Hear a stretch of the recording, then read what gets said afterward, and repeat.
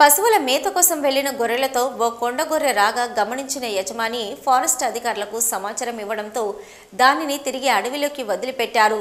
రాజన్న సిరిసిల్ల జిల్లా రుద్రంగి మండల కేంద్రానికి చెందిన గెంట మల్లయ్య అనే అతని గొర్రె మందం తీసుకొని మేత కోసం సమీపంలోని అటవీ ప్రాంతంలోకి వెళ్లాడు.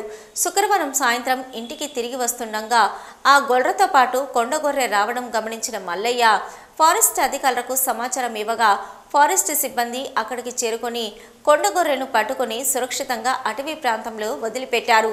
జనావాసాల్లోకి వన్యప్రాణులు వస్తే తప్పకుండా తమకు సమాచారం ఇవ్వాలని ఫారెస్ట్ అధికారులు కోరారు. ఈ కార్యక్రమంలో ఎస్డీఆర్ఓ రాఘవేందర్, బీట్ ఆఫీసర్ బాలకృష్ణ, సిబ్బంది రాజు, శంకర్ తదితరులు ఉన్నారు.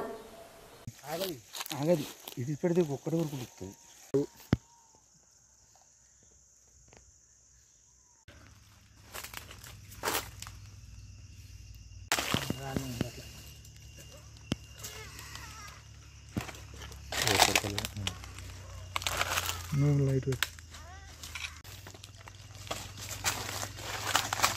నాది చెప్తుంది.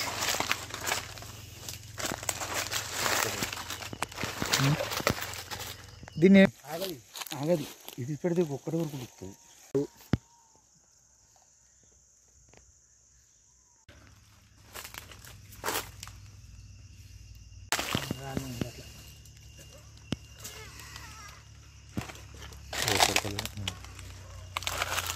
లైట్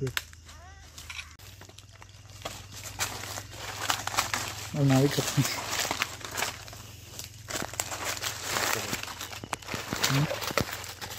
దీన్ని